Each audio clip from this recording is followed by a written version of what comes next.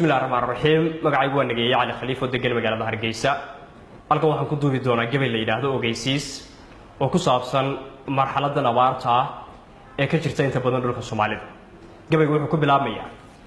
adduunyadan raga aamuseen casku aab sheegtay adduunyadan is wada yeersatay ee du tirabeeshay adduunyadan islaamkii wacnaa laga ilhoonaaday adduunyadan ibliiskii ku frigo amarku taagleeyo aayaadka diinta iyo sunnaha alif markaan baaray waa akhrisabankii malaha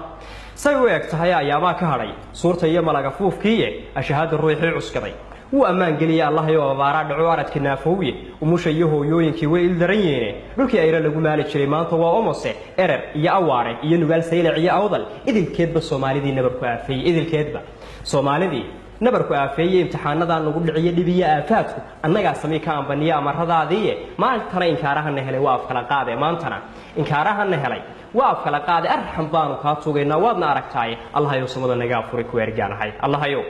samada naga afuri ku ergaanahay intaas way iga ducaa uliyad idib bilkeedii amin hore warkeedii hadaan idin ogeysiiyo dawladahana adduunyada camirana marku taagleeya dawladahana awoodiyo cilmiga aaladaha sheegtay idilkood waxay soo mareen maalmaha adag hayeeshe waxay ku aflixeen dalaawiyaale hayeeshe waxay ku aflixeen talaawiyaale arrin xumo abaariya ka daran oo matiya ciile garashada abaadaan fikirin daayina bilkeeda garashada abaadaan fikirin daayin abidkeeda u gub maaha Soomaalidu oo u dhimataaye adduunyadu waxay wali xustaa eelkii daba dheere aqoon kama bartay gelin kastana waan asqaysnahay aqoon kama bartay gelin kastana waan asqaysnahay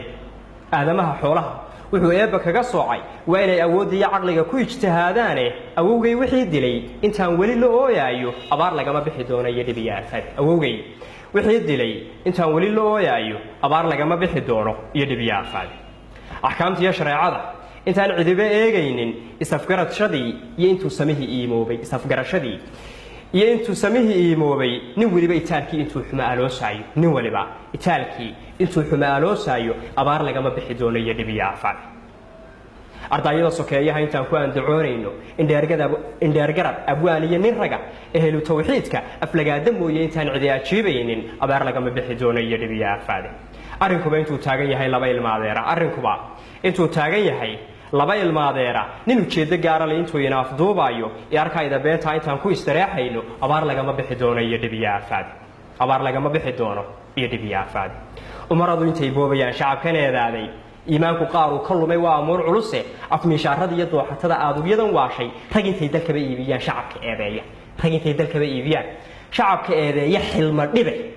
dhibe intuu ina matala lana adeecayo abaar lagama bixi doono iyo dhibiya afad xilma dhibe intuu ina matalo lana adeecayo abaar lagama bixi doono iyo dhibiya afad